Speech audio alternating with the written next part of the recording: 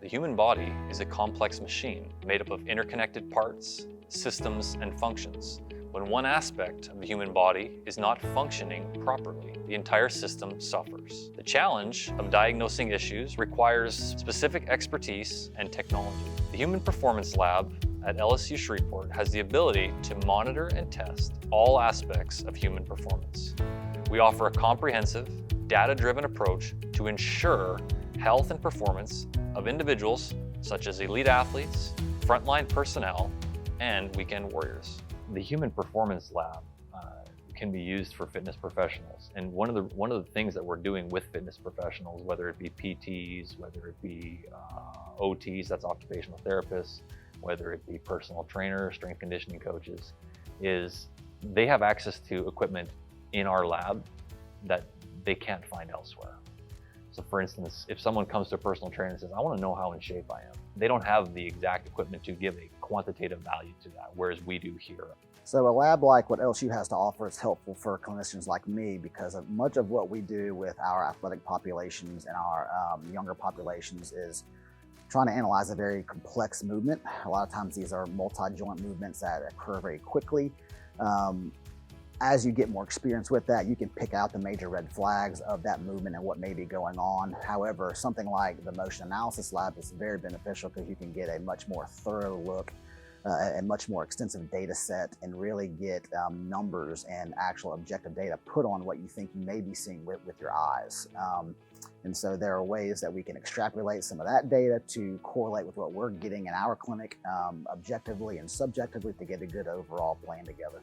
Because we are moving our body as kind of like the machine, if you would, it is very important that we learn foundationally how to move well. So one of the things we do when someone comes into class and they say, hey, I want to sign up for CrossFit, we have this thing called fundamentals, or some gyms call it elements or on-ramp.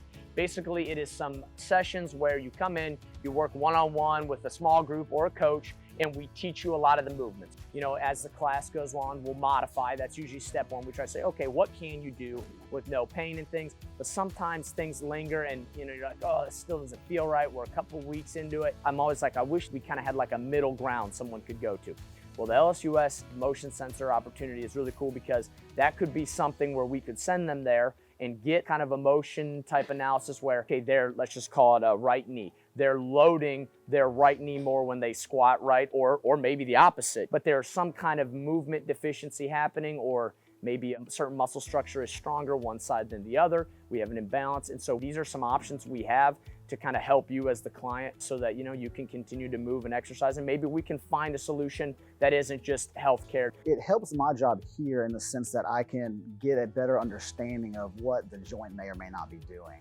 Most of my work is done with joint rehab, soft tissue rehab, and so when you get an idea of what a person is doing during a particular movement pattern, for instance, pitching is a very complex movement, and if I think I know what's going on with this patient, but I'm not quite sure, getting this kind of data from a very complex motion analysis system, that can kind of help me get my treatment program together to help this athlete, once they recover, help them to develop some mechanics to work around potential future injuries and how to limit this thing from coming up again. When designing our spaces, one of the most important things we needed was a metabolic cart, a treadmill, we needed a loading bike, a Monarch bike. We needed to be able to capture metabolic activity. We also knew that we needed a bod pod to measure body composition. And then the major thing that we're getting in our exercise physiology lab is we got our environmental chamber. And with that chamber, we can control temperature and humidity and altitude. It can snow in the chamber, it can rain, we can create the sun, we can create wind, we can create really any environment that we want. And why is that important? Well, there could be someone in Shreveport that wants to climb Mount Denali. We need to be able to have that here for them. But more importantly, we wanted to be able to have a chamber where we could manipulate heat, manipulate humidity. We wanted to be able to replicate things like the heat that maybe a firefighter might encounter when they're fighting fires. We wanted to be able to really create any environment possible. And I'm from Canada, so I wanted to be able to make it cold as well.